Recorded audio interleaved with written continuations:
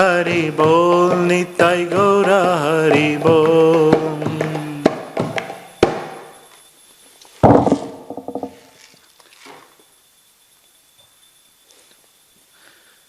Gaur Premanande Hari Hari Bol. Namo Vishpaat Paramahamsa Parivrajacharya Ashtuta Shata. His Divine Grace Abhay Charanavinda Bhaktivedanta Swami Srila Prabhupada Ki Jai. ISKCON Founder Acharya, BBT Founder Acharya Jagadguru Srila Prabhupada Ki Jai. Ananta Koti Vaishnavrinda Ki Jai. Namacharya Srila Haridas Thakur Ki Jai. Prem Se Kaho Shri Krishna Chaitanya Prabhu Nityananda Shri Advaita Gadadhar Shri Vasadi Shri Gaura Bhaktivinoda Ki Jai. Shri Shri Radha Krishna Gop Gopinath Shama Kunda Radha Kunda Giri Govardhan Ki Jai. Shri Shri Gangamai Jamunamai Ki Jai. Shri Shri Vrindavan Mutra Dham Ki Jai. Shri Shri Navadip Mayapur Dham Ki Jai. Bhakti Devi Tulsi Maharani Ki Jai. Grantaraj Srimad Bhagavatam Ki Jai. Upasthi Samapita Gaura Bhaktivinoda Ki Jai. Nitai Gaur Premanande Hari Hari Bol. All glories to assembled devotees Hare Krishna. All glories to assembled devotees Hare Krishna. All glories to assembled devotees Hare Krishna. All glories, all grace, all glories to Shri Guru and Gauranga. All glories to Srila Prabhupada Ki Jai.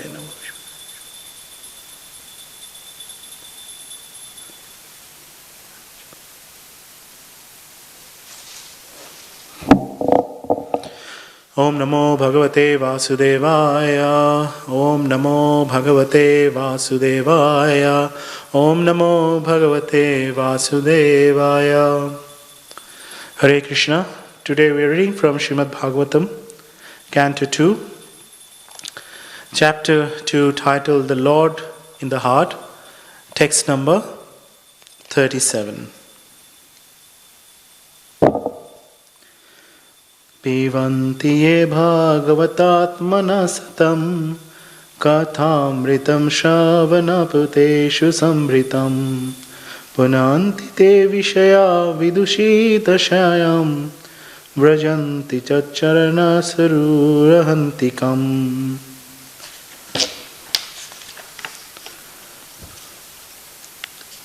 Word by word translation. Pivanti, who drink, ye, those, Bhagavataha, of the personality of Godhead, Atmanaha, of the most dear, Satam, of devotees, Kathamritam, the nectar of the messages, Shravana Puteshu, within the ear holes, Samhritam, fully filled, Punanti, purify, they, their, Vishaya, material enjoyment, Vidushita Asayam, polluted aim of life, Vrajanti, do go back, Tat, the Lord's, Charana, feet, Saruha Antikam, near the lotus. Translation and purport by Srila Prabhupada, Jagadguru Srila Prabhupada Ki Jai. Translation. Those who drink through the oral reception, fully filled with the nectarian message of the Lord Krishna, the beloved of the devotees, purify their polluted aim of life known as material enjoyment, and thus go back to Godhead, to the lotus feet of Him, the personality of Godhead. Purport. The sufferings of human society are due to a polluted aim of life, namely lording it over the material resources. The more human society engages in the exploitation of undeveloped material resources for sense gratification, the more it will be entrapped by the illusory material energy of the Lord, and thus the distress of the world will be intensified instead of diminished. The human necessities of life are fully supplied by the Lord in the shape of food grains, milk, fruit, wood, stone, sugar, silk, jewels, cotton, salt, water, vegetables, etc. in sufficient quantity to feed and care for human race of the world as well as the living beings on each and every planet within this universe. The supply source is complete and only a little energy by the human being is required to get his necessities into the proper channel. There is no need of machines and tools or huge steel plants for artificially creating comforts of life. Life is never made comfortable by artificial needs, but by plain living and high thinking.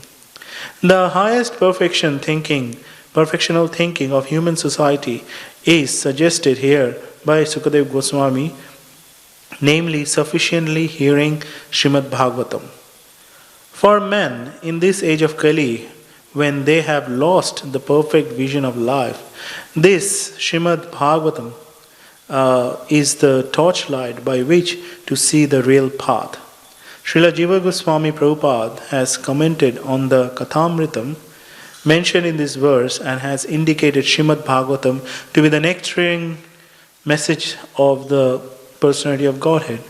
By sufficient hearing of Srimad Bhagavatam, the polluted aim of life, namely lording it over matter, will subside, and the people in general in all parts of the world will be able to live a peaceful life of knowledge and bliss. For a devotee of the Lord, any topics in relation with his name, fame, quality, entourage, etc. are all pleasing, and because such topics have been approved by great devotees like Narada, Hanuman, Nanda Maharaj and other inhabitants of Vrindavan, certainly such messages are transcendental and pleasing to the heart and soul. And by the constant hearing of the messages of Bhagavad Gita and later of Srimad Bhagavatam, one is assured herein by Srila Sukadeva Goswami that he will reach the personality of Godhead and render him transcendental loving service in the spiritual planet of the name Goloka Vrindavan, which resembles a huge lotus flower. Thus, by process of Bhakti Yoga, directly accepted as suggested in this verse, by sufficient hearing of the transcendental message of the Lord, the material contamination is directly eliminated without one's attempting to contemplate the impersonal Virat conception of the Lord. And by practicing Bhakti Yoga, if the performer is not purified from the material contamination, he must be pseudo-devotee. For such an impostor, there is no remedy for being freed from material entanglement. Thus, in the Bhaktivedanta purports of the second canto, second chapter of Srimad Bhagavatam, entitled The Lord in the Heart. Om Agyanatimirandhasya Gyananjanashalakaya Chakshurmitam Yena Tasmai Shri Gurave Namaha Shri Chaitanya Manobhishtam Sapitam Yena Bhutale Swayam Rupa Kadamayam Dadanti Swapadantikam Vandeham Shri Guru Shridha Padakamalam Shri Gurung Vaishnavamscha Shri Rupam Sagrajasam Saganaragana Tam Sajivam Sadvaitam Savadutam Parigana Saitam Krishna Chaitanya Devam Shri Radha Krishna Padam Vanalalita Shri Vithakanitamscha He Krishna Karuna Sindhu Dinabandhu Jagatpate Gopesha Gopika Kanta Radha Kanta Namostute Tapta Kanchana Gaurangi Radhe Vrindavaneshwari Prishavanu Sute Devi Pranamami Hari Priye Vancha Kalpataru Vasha Kripa Sindhu Vaivacha Patithanang Pavane Veo Vishnave Veo Namo Namaha Jai Shri Krishna Chaitanya Prabhu Nityananda Shri Advaita Gadadhar Shivashadi Shri Gaura Bhakta Vrinda Hare Krishna Krishna Krishna Hare Hare Hare Rama Rama Rama Hare Hare.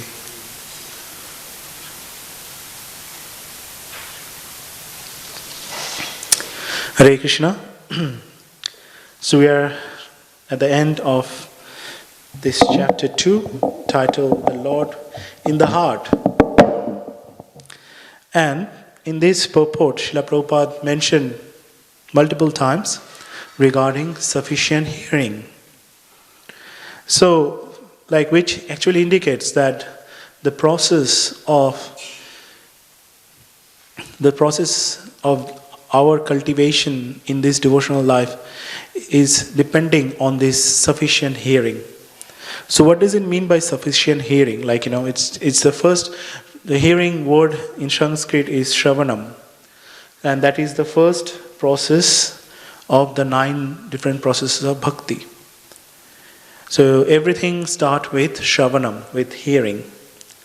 Now, in this purport, Srila Prabhupada mentioned that sufficient hearing should be done for someone to get rid of the material miseries and bring him to the platform of devotional service to the Lord.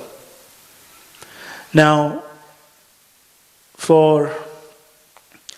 when we say like for hearing, specifically hearing, that it has been said that you should at least minimum hear something every day, like a lecture, like if you can attend Srimad Bhagavatam class. If not, then at least try to hear something every day. That is the minimum requirement.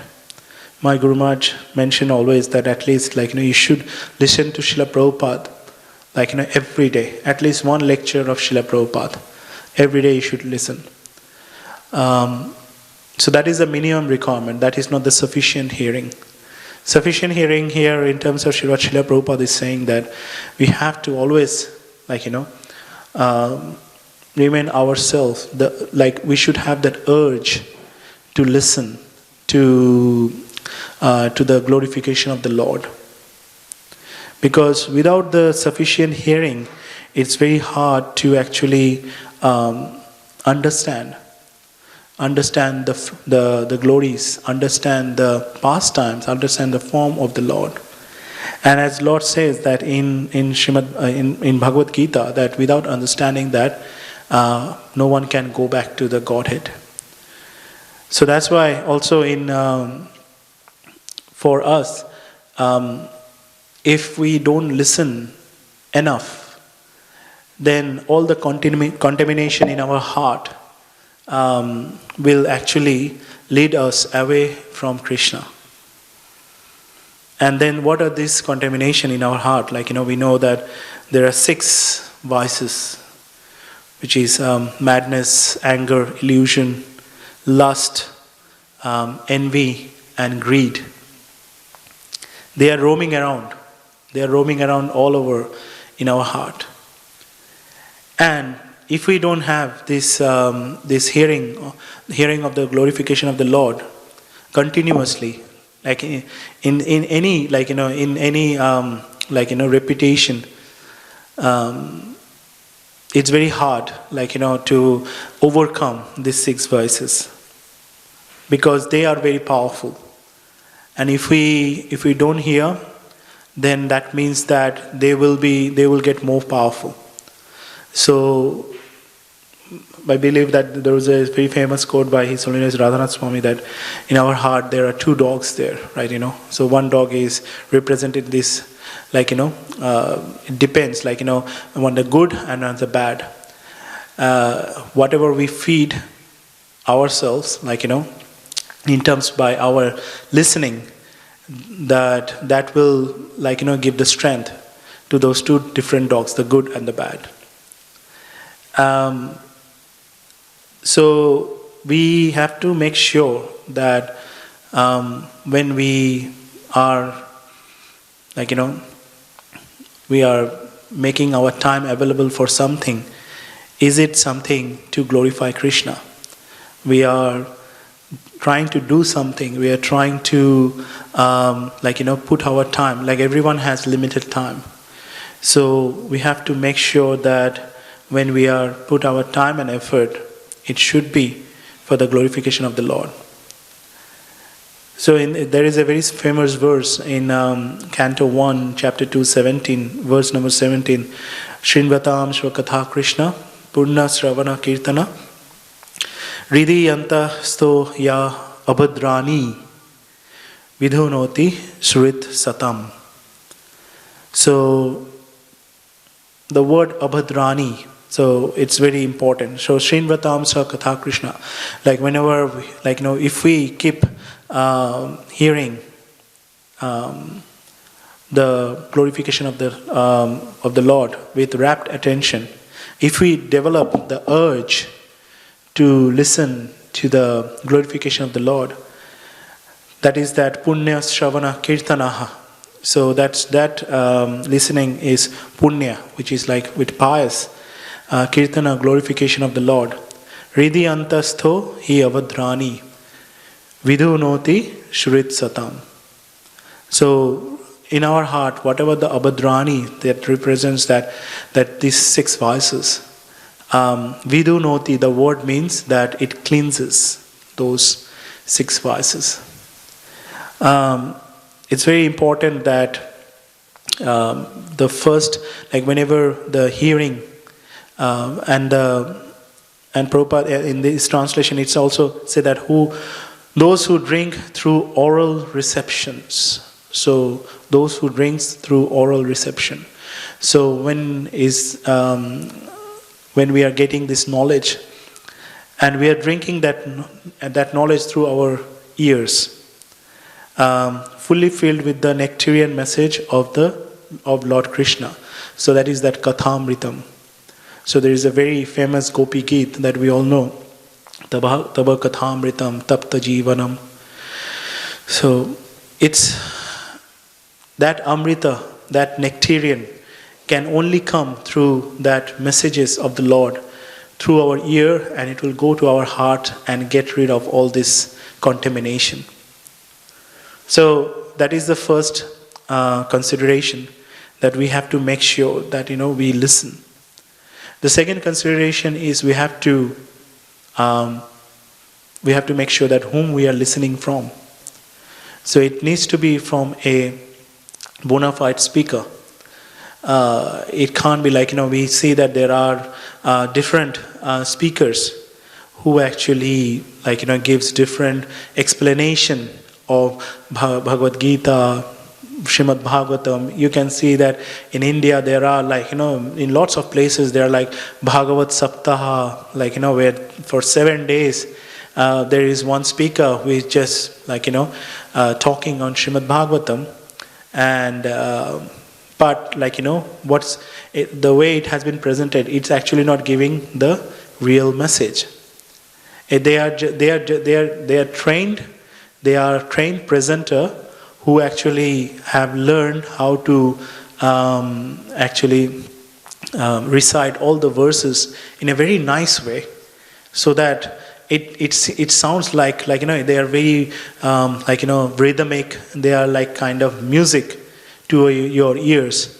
So when someone sit down and listen to that, they are just feeling, oh, it's very nice to hear. But the message which is in those verses, that's not getting into you. You are just listening to that and you're thinking, oh, that's very nice. This is something to do with the Lord. Okay, that's fine. I don't want to go into the details. I just sit down and I'll just listen to it. So let's just sit down and listen to it. But what are the messages underneath there? So that's not getting translated to all those listeners. So although there are some benefits of just listening to those verses, but ultimate benefit is not there. So we see the example here with Srila Prabhupada, that before he went to US and he translated Bhagavad Gita, there were 600 different translations of Bhagavad Gita. But did it made any devotees? Do we have any other organization like ISKCON, which is based on Srila Prabhupada's books, Srila Prabhupada's translation? No, we don't. Because Srila Prabhupada is the bona fide representative. He comes from the parampara. So, and whatever he actually gives us is very transparent. Is the same message that the Lord gave to Krishna. So it came in that lineage, and we get the direct knowledge. So that's a transparent knowledge. So when someone gets transparent knowledge, then it becomes that message becomes so powerful and it's so meaningful that it makes sense to us. And then we just it just drives us that yes, whatever we are listening, it's making sense. I should surrender my life to the Lord. Without that, it's just some flowery words and things like that, which we'll listen and we'll say, okay, yeah, that's fine. I'll listen to it and then I'll move on. So that's why, when we are getting the knowledge from someone, we have to see that medium, right? That medium needs to be bona fide. There are three different ways, there are three different mediums, through which, it's an analogy is for light. When a light comes through something, there is three mediums there. There is opaque, translucent, and transparent. Opaque is something where the light, even if you put the light, nothing will go on the other side. It's very, it's basically totally, like, you can't see anything on the other side. That kind of medium. Translucent is little bit clear, like still is quite hazy. Like, you can't see the other side. But transparent is totally clear. So transparent is so clear that you will not even understand that between you and the other side there is something in between. And that's what, like, the role of the guru. That's what Srila Prabhupada is between us and Krishna. Srila Prabhupada is giving us this knowledge so that it's exactly what the Lord has said.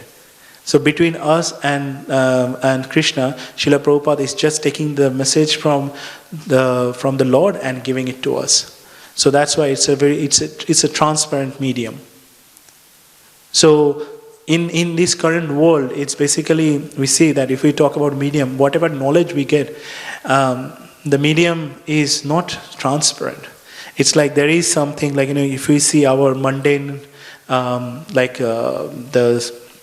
education system, there are some curriculums, there are some syllabus, but different way, like different teachers take it in a different way, and they try to put it in different way to the students. So something clicks to someone, something doesn't click to someone. So that's why, like, obviously we see that not everyone excels in education, because the way it has been presented is not same for everyone. So, like, someone is trying to present it in this way, someone is translating in different way, and things like that. So it becomes, like, translucent and to an extent of opaque. Like, it's basically really, like, very unclear. So that's why when we come from that kind of background where actually we don't have that proper understanding or proper knowledge, yes, we have done some studies, we have some knowledge, and based on that I can tell myself that, oh, I'm a doctor, I'm an accountant, I'm a lawyer, okay? But that's just one side of it. Like, you are just, your livelihood is based on that. But the knowledge that you need to actually basically maintain your life, where is that knowledge? That knowledge hasn't been given anywhere. So we just have to work it out. We have to work it out based on our experience. We have to work it out based on our, different kind, whatever we hear from other people. But that's not enough. That's why we see that that's the reason for all these miseries, because different people, they are just going through the situation in different way. And if we see in this current situation also, the state of panic, everybody's this is what's going to happen, what's the things like that. But if we have this message from Bhagavad Gita, and we are saying that, okay, it's like a winter or summer, how the winter comes, summer comes, and they goes away, the happiness and distress, they will also come and they will go away. Yes, there is some virus, diseases currently here, but it will also pass on. I can do whatever I can do within my control, and then rest I'll just leave it to Krishna. In that way you become so much peaceful within your inside. Your mind becomes peaceful. But if you don't have the knowledge, then you are so much agitated. Just imagine you are 24/7, most of the people are sitting at home and they are trying to understand that, okay, what should we do? Am I going to have any job? Am I going to have money? How am I going to take care of my family? So all these things becomes it just makes your mind so agitated. And when your mind is agitated, it's very hard to think clearly. I give you an example. It's a very common example. Just think of a lake, right? So if you throw a stone in the lake, then there will be ripples, right? Now you go to that lake and try to see yourself. You can't see your reflection there clearly because the ripples are there. But if the lake is there is no ripples, it's calm, then you can see your, you can see your reflection very clearly. Like sometimes we see that the picture of some of the lakes, where it's so transparent, it's so clear that even you can see in the bottom of the lake, there are some kind of stones, there are all those things, there are fish, everything, it's so transparent. But if it is not, and there is always this the ripples, and then there are other currents there, then you can't see anything. So that's the way, if the mind is calm, then things becomes clearer.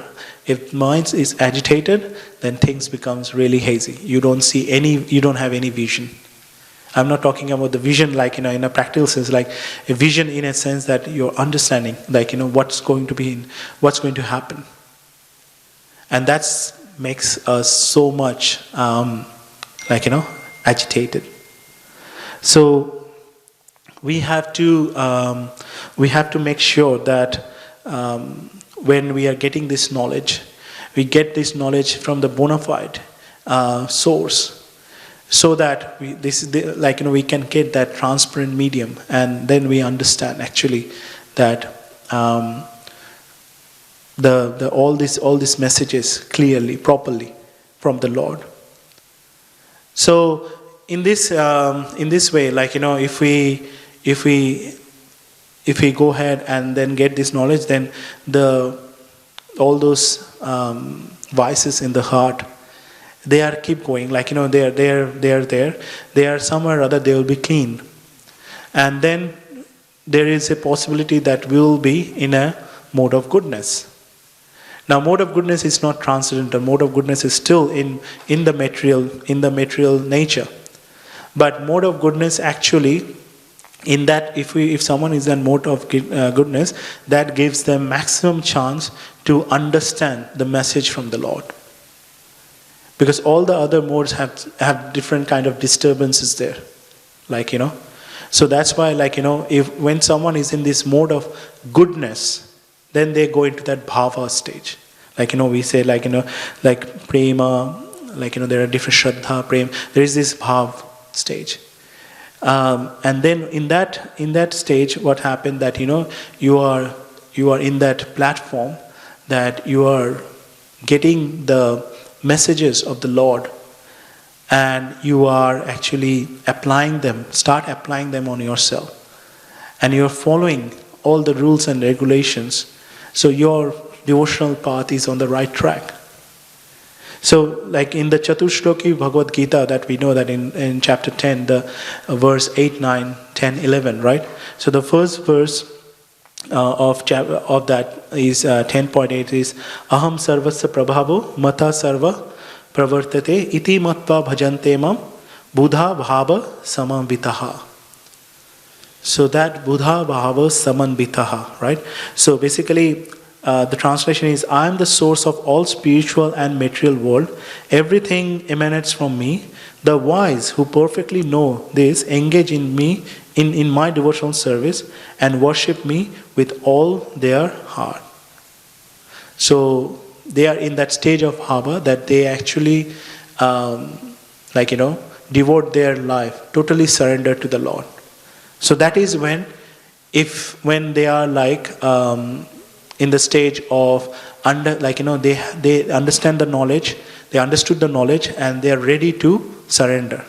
Now, if they are not, if they get entangled by all this illusionary energy, and if their heart is actually within their heart they have the desire to serve themselves rather than Krishna, then what happened that they actually get entangled in that cycle of birth and death. So going 8.4 million species, going again and again and again.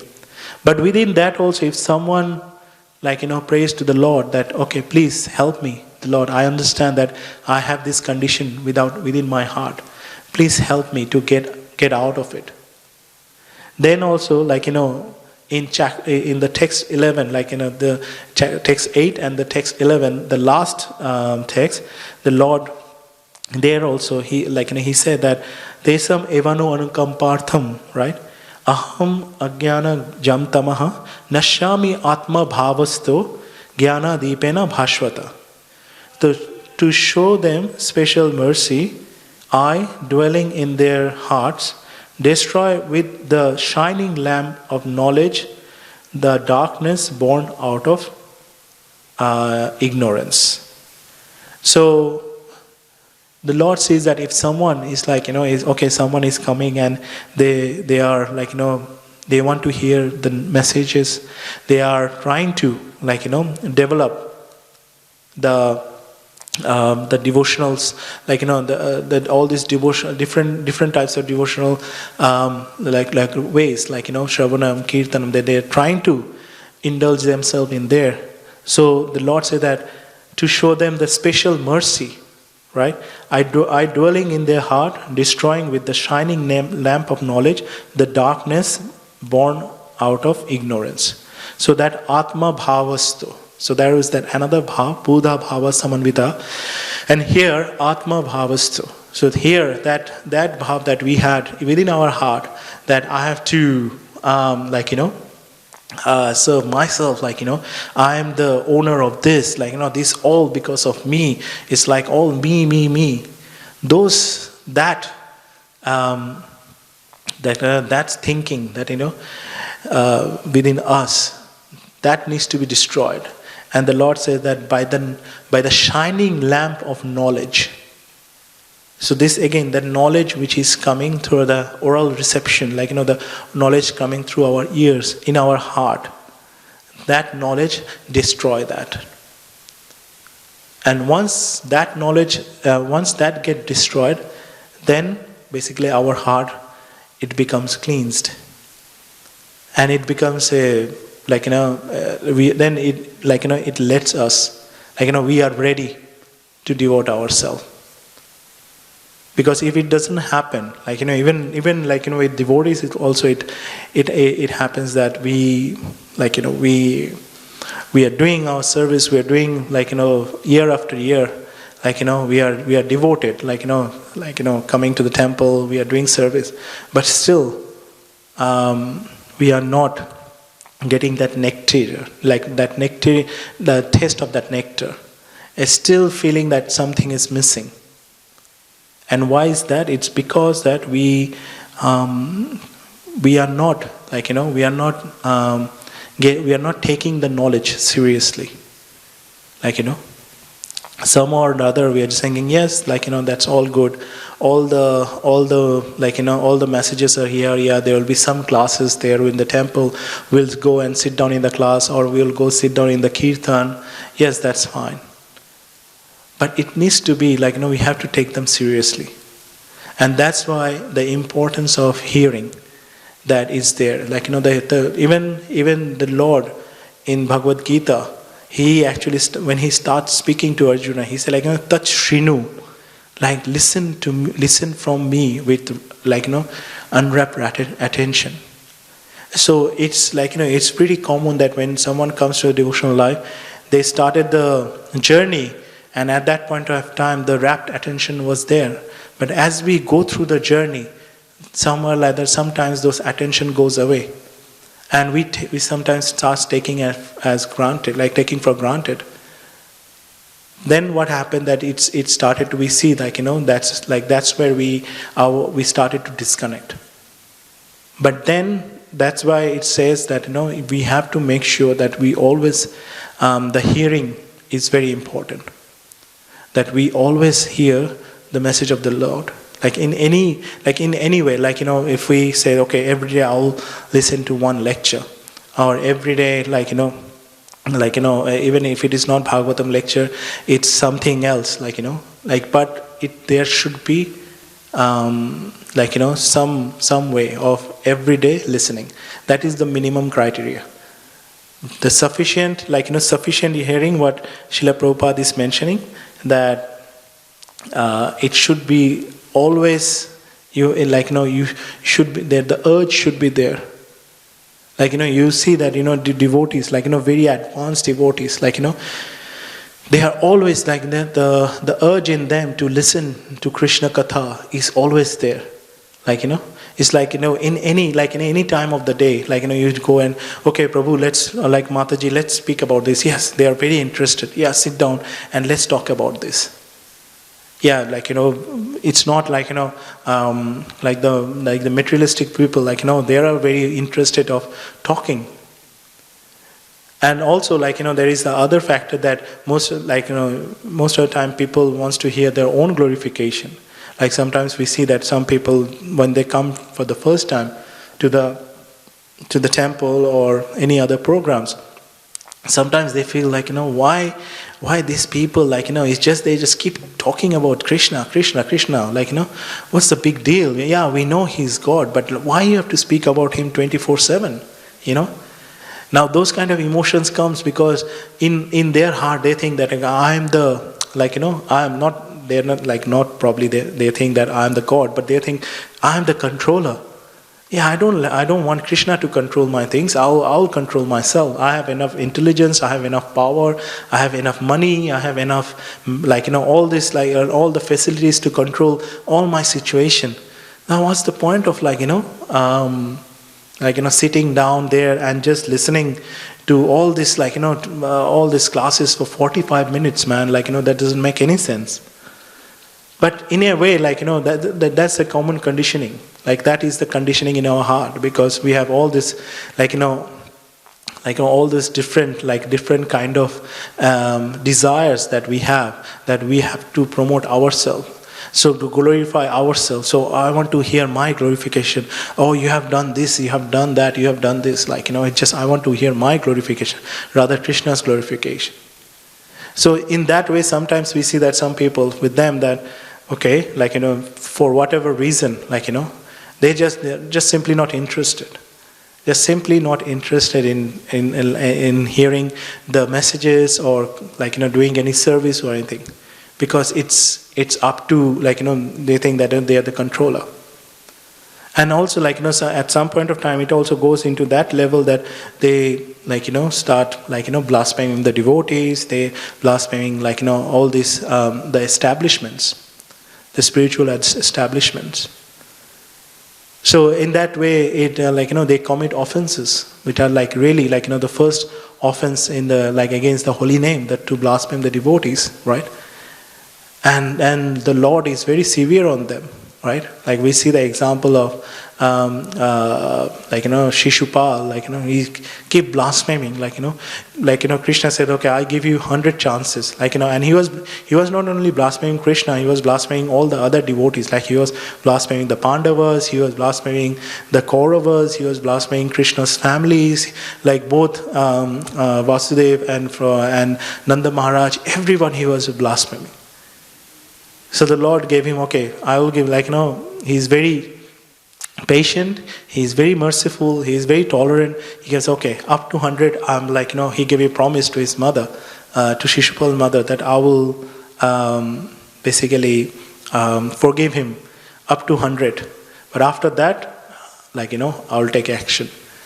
And when Shishupal in the assembly of the Pandavas, when the Rajasuya Yagna was happening, and Yudhishthir was saying, okay, who is the chief guest? So in the Rajasuya Yagna, that one of the biggest fire sacrifice, like, one of the biggest programs, like, so events, like, in the whole universe. So, and the chief guest in that event is someone who is, like, the topmost personalities in this universe. So Yudhishthira Maharaj very rightly chose Krishna. He said, okay, like, you will be the chief guest.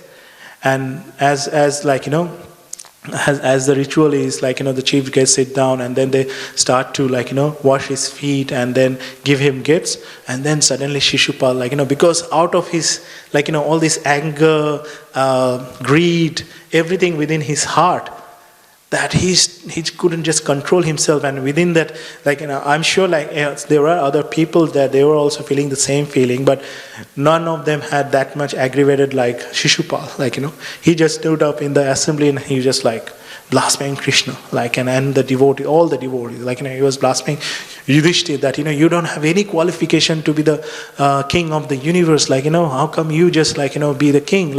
He was blaspheming the Kauravas. He was just saying to Bhishma, to everyone, basically was blaspheming. And he was to Krishna, and then everyone was getting angry, that how can you say all these things? We are just killed because they are Kshatriyas, right? They say we are going to kill you. Balaram was very angry. Balaram was just he was Krishna was very. It was very hard for Krishna to control Balaram, saying that please. Don't do anything to him. I have a promise. I made a promise that up to 100 I will forgive him. And then after 100, when that he crossed that limit of 100, then Krishna called Sudarshan Chakra and cut off his head. But the point here that is just we see that this happened to us. In that Shishupal was he was kind of lucky that the Lord was he could see the Lord, and the Lord was there at that time. But here in this age, the Lord is not personally there, but we have the holy name. The holy name and the Lord, they are the same. So we have to, that's why it's Srila Prabhupada is mentioning in this purport, just to come back to this purport, that's why we have to hearing the holy name all the time. So once we have this, the sufficient hearing, once the holy name always goes through our ears to our heart, all the contamination will go away.